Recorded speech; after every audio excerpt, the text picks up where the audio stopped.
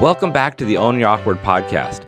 I'm your host, Andy Vargo, and every episode we get into what has made our guests vulnerable and how they've learned how to own their awkward in order to live their best life. Stay tuned so you can hear every awkward moment in today's show.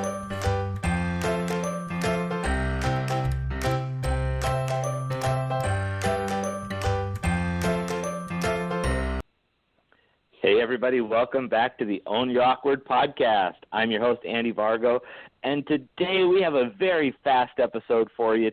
We have Madonna Hanna and Marcus Chambers, who are both running for different medals in different competitions, but Olympics, Senior Olympics, all sorts of good stuff. Madonna and Marcus, how are you guys doing?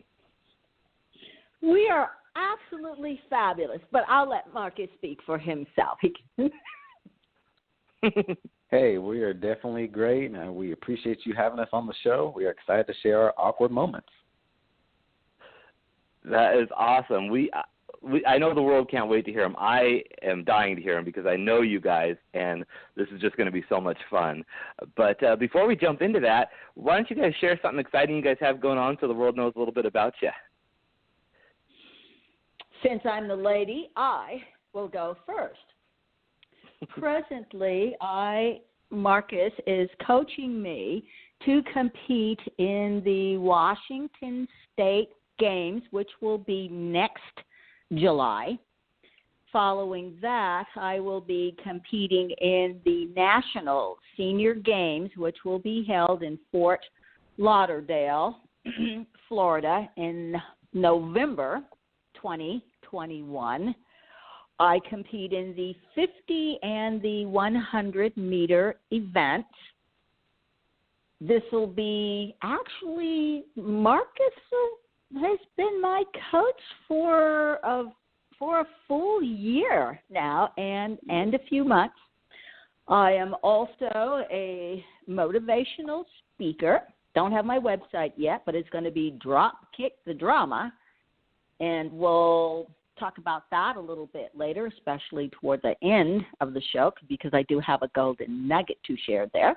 And Marcus and I are both working on speeches as the tag team.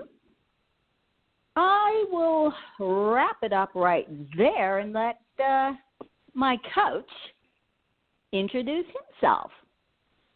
All right. Thank you, Let's Madonna. hear it, Marcus. Okay. My name is Marcus Chambers, and currently I am a professional track and field athlete with Team USA. Due to COVID, the Olympics were supposed to be going on right now, but they were postponed one whole year. And every single day I am training as hard as I can to make sure that next June I will be ready for Olympic trials to make the USA team and go win gold. That is my dream, and that is what I'm striving for every day until that time comes. Madonna just told you guys that I'm her coach, but she is also my coach / mentor. She is helping me become a motivational international speaker, and she also told you guys we are the tag team, so she's helping me develop my own motivational speeches, but as well, we are working together to make a good tag team motivational speech to give to everyone out there. That is awesome. What's so beautiful about the teamwork that you guys have is that you're both coaching each other in different ways on and off the field, and I just imagine that has to create such a good bond, but some pretty crazy moments too. Oh, yes, it definitely does.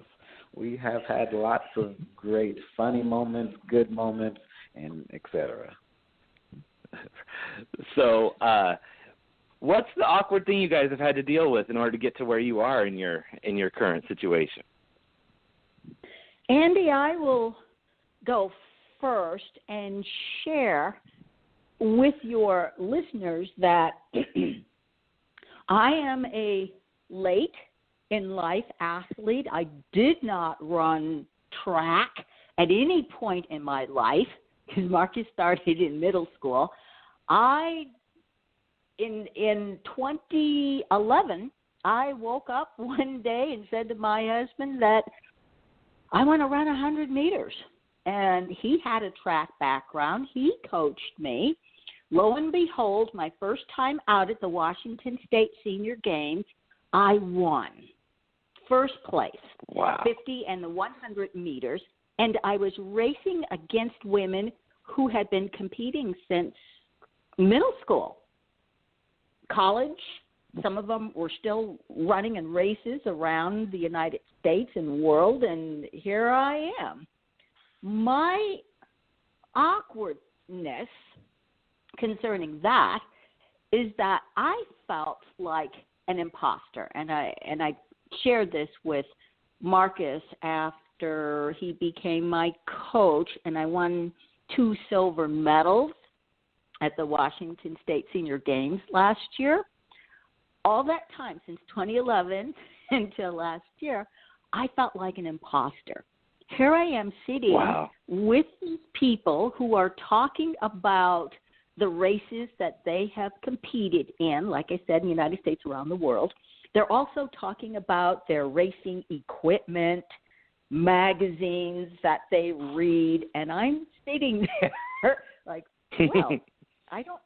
well, Andy, my darling, if they were talking about fashion, of course, but when you're out of your element, but yet here I was winning races.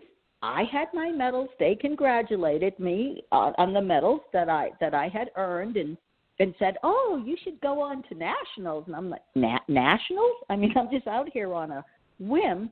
But there was just that feeling inside that I had that I don't belong here. I don't fit in.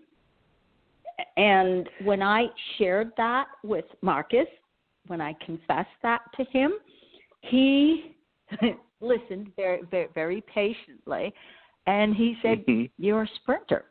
Why would you even feel like that? Because, Andy, it was something new, and it didn't matter that I was good at it and getting better and better at it. There's still that awkward moment of, here I am with these people who have sacrificed so much of their life, and here I am just coming into this sport and just walking racing in, and beating people. And yes. So that is my personal awkward moment concerning track and field. Marcus can share a couple of awkward moments with me, but I want to talk about the one with the cushion when you fall back on the cushion.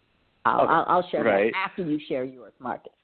But I do want to say, before we hear the next moment, though, I just have to acknowledge how important that is that you saw that imposter syndrome, because one thing I've really learned through talking to people on these podcasts mainly is that our success in any given area has nothing to do with our own feelings that we have to still overcome with our self-doubt or our insecurity, because here we are holding all the medals, holding all the prizes, and then you still don't feel like you're the sprinter. Exactly. You're right. Exactly. Because I'm there, whether it was at Washington State and then when I earned my way to nationals, and I was around world-class athletes who this is their life, this is their moment. They're competing around the world, and here I am, and okay, it's like a dream, or I'm Forrest Gump. That's what I kept comparing myself to. I'm just Forrest Gump winding up in these situations. I just decided to run. Exactly. That's awesome. Run, Madonna, run. You are a I love sprinter, and everybody should know it. That is cool. So Marcus, you have a different story. Yes, I have a different story, but I want to start off with talking about one of the awkward moments with me and Madonna at the track. Awesome. And I'm going to start with one of our first days. Our first day, normally, Madonna is my first mature athlete that I've ever coached. And normally when I work with other athletes, I typically take them through warm-ups. I show them how to stretch. I show them different drills. This time, with her being a mature adult, I didn't know how much she's done in the sport. I just let her warm up. I told her, hey, you warm up, let me watch, and let me see how you move, and let me see what you do. And she started off doing all the normal stretches, and I'm like, okay, so she knows what she's doing. And I knew that she did because I knew that her husband was her coach before, so I knew she knew how to warm up. But then she grabs this lacrosse ball. I believe it was a lacrosse ball. And I'm like, okay, normally when I have athletes use this lacrosse ball, I have them get on the ground and roll out their hips or certain different things. She grabbed this ball, and then she walked over to the wall. I'm like, what the heck is she about to do? Why is she walking to the wall? And as a coach, I'm just like, you know what? This is her day. I'm going to let her do her thing. She grabs this ball. She gets on the wall, and remember, she's working her hips, but normally I'm used to people doing it on the ground. She gets on the wall. She's using this lacrosse ball, getting her hips loose, but it was just so different. And I didn't know what to do or say, so I'm just staring at her like, is this even working? But, every athlete has their own ways to stretch and warm up, and for her, that is what she was taught. And so that was one thing that was I just kept quiet. I didn't want to tell her anything. What's up? So, no, I'm just trying to picture this in my head. So there's the wall, and then the ball is between her and the wall? The ball was between her and the wall. It's on her hip, and she's just like going up and down. If we were together, I'd show you. Trust me, I mean, this sounds like something I see on the dance floor in a club on a Saturday night. Exactly. She's just doing her little dance, getting loose, and I'm just like, okay, I guess this is how we do it. Cool. But at the end of the day, for me, as long as she can practice and she feels good, it's okay. And then moving forward, I just kept quiet. I didn't say anything. I let her do her thing. Then I knew one thing for her. I was going to have her do drills and different exercises that she probably hasn't done before. And with that being said, I honestly didn't think that she was ever going to trip or fall. But hey, this time she was doing A-skips, and she clipped her calf and fell. But when she fell, she knew she was falling, and I tell you, she fell in such a slow motion. I'm like, I don't know. Like, in my mind, I'm like, you can't be hurt because like it the fell Matrix. so slow. But, like, right. she's a mature adult also. And I'm like, maybe she is hurt. But she's laying there for, like, 5 seconds, and I'm like, she's not doing anything. Is she hurt? I'm worried now because the first thing as a coach when you see your athlete fall, you're like, okay, is she okay? But then 5 seconds later, she bursts out laughing. And I'm like, oh, snap, she's perfectly fine. Well, shoot. But I'm still standing there because it's awkward. Like, you just fell. I didn't think it was funny, but I thought she was actually hurt.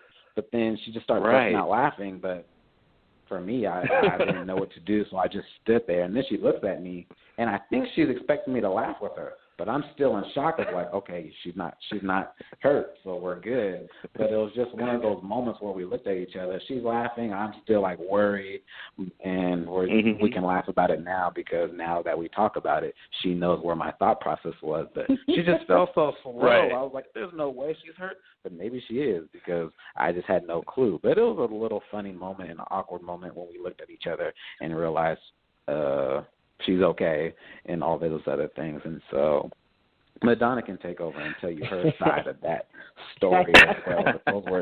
That was the first day we ever met, and definitely had our moments at first. So that was on the same first day. Wow. Yes, that first day. First 30 minutes. His first day with a mature athlete and Andy. I know how to fall because I've been in the theater. And so I know how to do a practice fall sure. for your listeners who have been. Sure. So, and I played tennis, and anytime I know that I'm going to fall, well, you just go with it. and you just kind of slow things down. But there I was, kind of, I guess, doing a matrix move in front of Marcus. And I just remember laying there on my back. It was February 13th, 2019. It was 32 degrees, and there were snow flurries. Oh, it was cold. It was. Yeah, oh, my God. And there I was just laying flat on my back, arms out to the side, and I'm looking at Marcus because I'm thinking, what is he thinking? What is he thinking? And then I just started laughing because it was an awkward moment. And I just started laughing, and I was wondering, what's he going to do? Is he going to come over here and help me up, or what? Right. Like, what are the rules for this situation? Neither of us know. Well, it would be for Marcus. What are the rules? Because he's used to being around much younger athletes. Now, another awkward moment was, oh gosh, and this wasn't the same day, Andy. It was not the same day. It was further in. Maybe we've been working with each other a couple of months, and Marcus gave me a set of instructions. He said, I want you to run 100 meters, then 200 meters, then 150 meters. And he said, do you have it? Do you understand me? And she told me she had it. And I'm not very good in math. I'm not very good in math. But I said, I've got it. You know, I've got this. Now, Marcus was sitting up on this huge cushion that the pole vaulters use. Pole vaulters? Yes, ma'am. You know, when the pole vaulters use and they go over the big bar, and then they fall down. And Marcus is sitting up on that, I guess, so that he has a view of everything that I'm supposed to do. So I guess I was supposed to sprint for 100 meters, then I'm supposed to jog for 150 or 200, whatever the instructions were. And off I go. I got the 100 meters now, sprinting, but then I just started doing, I don't know what I was doing, but it wasn't what Marcus expected me to do. And this is the first time he was frustrated with me, Andy. Marcus is sitting up on that cushion. He yells out, "What are you doing?" And then he falls over backwards on the cushion. He's frustrated with me, and Andy, usually when he says something to me when I'm on the track, I'll stop or slow down, and he'll say, "No, just keep on going." Mm-hmm. But this time, I just kept running. He kept going. I said, okay, so Andy, he says to me, "What are you doing?" As he's falling backwards, and I keep running, and I yell out, "I don't know." And you just keep running. Kept going. Oh my gosh. I was like, oh my gosh. and I just kept running, I don't know what I'm doing. I don't know. And there he is laying on his back, just frustrated because he told this, what he thought was a competent adult, because I've been acting like a competent, mature adult, because I follow his instructions. I told you, I don't say anything. I just do what he tells me to do. Right. And this was the first time. The first time, yes. That he told me to do something, and I didn't do it. But I did have an opportunity to say, could you repeat that? But I didn't. And then I don't know. I got to a point where, what am I? Am I supposed to be doing the turkey trot here or the moonwalk or 50 meters? Is this the part where I skip? Yeah, is this the part where I do the A skip? And then when he was just yelled out at me, because he had never raised his voice at me, what are you doing? And he just fell back. And I was like, oh, my gosh, he's upset with me. This is the first time that he's been upset with me. Oh, my goodness. Now, Marcus, what were you expecting? Yes. I mean, Andy, when I give her instructions and she says she has it and she understands, I just automatically assume that she was going to do the right thing. And when she does the first 100, I'm like, okay, she's doing what she's supposed to do. And then I want her to walk 50 meters, but then she only walks 20 meters, and then she starts running again. And I'm like, where did I ever say walk 20 meters and keep going? And then, like she also tells you, I told her, I usually tell her, I yell at her, like, keep going, put your head down, but she's still supposed to continue running. This is the one time I was trying to just tell her to stop, but she just keeps going because normally I tell her, like, anytime I say something to you, if you don't hear me, still keep going and finish the workout. So I understand why she kept going, but I was just so lost because she looked me in the eyes and said, I got it. But she did not have it. She did not understand. And I was like, oh, my gosh. And I honestly wasn't going to say it out loud, but my natural body did. And for us, communication is very key because another awkward moment, which she'll probably explain a little bit more, is that we had one practice one day, and I didn't know what she did before practice. Yeah. I had no clue. So when she came to practice, I thought that she was perfectly fine. I thought her mind was right. Her body felt good. We haven't seen each other in some days, and she's going to be good. Well, we come to practice, and I noticed that she's starting to warm up a little sluggish. She doesn't look like normal Madonna, but she's still in her mind. I said, you good? That's all I'm going to ask. Are you good? And she tells me yes. So then we going through drills, and I have one specific drill, and she continues to do it wrong. And I'm like, what is going on? And I ask her, are you good? She says yes. And she continues to do this drill wrong, and she's losing her breath, and I'm telling her to breathe. Like, what is going on? Like, the communication is key for us. And so now I'm starting to get frustrated, and like she said, I don't normally get frustrated with her. She always does what I ask, and it wasn't like she wasn't listening, but that was one of our awkward moments where I stopped. And I'm literally like, what's going on? Like, something's wrong. I don't care what you say. Something is off. Right. And that's when she looked at me. She's like, well, XYZ. She'll tell you she flew in from some major event. She stayed up super late because she had work to do. And these are things a coach needs to know, because if your mind or your body is just fatigued from doing other things, I need to know so I can change certain workouts. But this is something that I've seen her do 1,000 times already correctly, and she kept messing up, and I finally just kind of snapped, and then we had those moments. But, she took it. She was perfectly okay. But once she told me, I was like, oh, this makes total sense. But I was just so confused because she tells me, I'm good. I'm good. I got it. But sometimes she doesn't. But these are little things that we have to learn.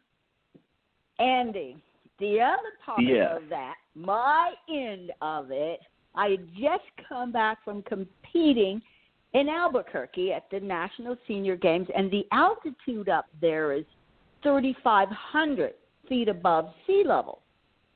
It's hard to breathe there. But wow, trained, yes. Seattle is 350 feet above sea level. So that's, yes. And I had learned how to breathe in Albuquerque.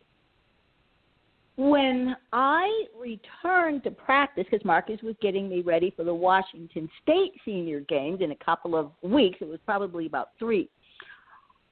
My flight was late getting in.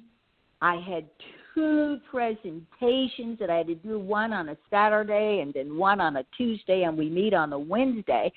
But I'm thinking, I can handle this. I'm all right. And then when Right. I started going through the drills, I realized I can't breathe. I can't breathe. And I'm back in Seattle, but I mean Tacoma, I should be able to breathe. Anyway, to make a long story short, during the drills, I was having difficulty breathing, and Marcus, sitting on the fence with his stopwatch, was telling me that my recovery time was over, but I couldn't breathe, Andy, so I wasn't going anywhere. And he jumped down off the fence, came over and stood over me, and he was telling me, your recovery time is over, and he's trying to help me breathe. And Andy, Right. I told him later, of course, I wanted to slap the living daylights out of him because I couldn't breathe. I couldn't. I could not breathe, so I couldn't run 120 meters or whatever he wanted me to run 6 times in a row. I did it eventually. It was hard. And then afterwards, I just laid out on the grass next to the sign that says "Stay off the grass," but I didn't care because I was tired and I couldn't breathe. But yeah. Wow. That was the situation between us. You're not going to believe this, but we are getting down to just a few minutes left here, and so I do want to know if you had a turning point or what kind of advice you'd give people on how to own that awkward and how to make it work especially when you're trying to work with someone else. What would you leave other people with? I'm going to say that when you drop kick the drama, anything is possible. You can inspire, you can motivate, and you can accomplish. Okay? I love that, and I love how you worked in drop kicking the drama. My new website for being a motivational speaker. I'll throw it over to Marcus so he can take us out of here. Okay, and for me, very quickly, one of my awkward moments also with Madonna was when we were making a video together. We were making a video for National Senior Games, and for me, I don't have any acting expertise. I'm not used to having a script and being on camera. I'm used to doing interviews on camera and doing my sport, but not actually having a line and acting. And for me, I was so worried at first about what she thought of me, what the videographer thought of me. And sometimes for people, we think about our awkwardness and we just worry about what others think. And once Madonna told me to relax and just be in my zone and not worry about what she and anybody else was thinking, that's when I was able to perform my best to where we were able to put on a good video for the National Senior Games. And I would just tell everybody listening out there, focus on yourself. Your awkward is your awkwardness. Own it. Don't listen to anybody. Don't worry about anybody watching or listening. Just focus on you, and that's the one way you can own it, accept it, and understand it. And then you'll be able to do what you need to do. I think that is beautiful, and I love how you say that, like the being able to relax and just be yourself is what actually made it better. I think that's so beautiful and so hard to do sometimes, but once you do, it makes all the difference. So thank you. Well, thank you both for being here today. We appreciate you. 30 minutes went by. It does. As time flies. And I did say this was going to be the fastest episode we've ever had, and it's true. It's flown by. So everybody, check out Marcus Chambers and Madonna Hanna and give them some love online, and you'll see their links to the social media in the website here. And at Madonna, as soon as your website is live, we will add that in so that everybody can drop kick the drama for themselves. So thank you very much. All right, that's been another episode of Own Your Awkward. Everybody, you make sure to keep it real, keep it awkward, and do what you need to do to own your awkward. Have a great day. Thanks again. Thank you so much for listening in for today's show. Be sure to visit awkwardcareer.com to continue your journey. And of course, please like, subscribe, and share with your friends so they can find their awkward side and learn how to own it.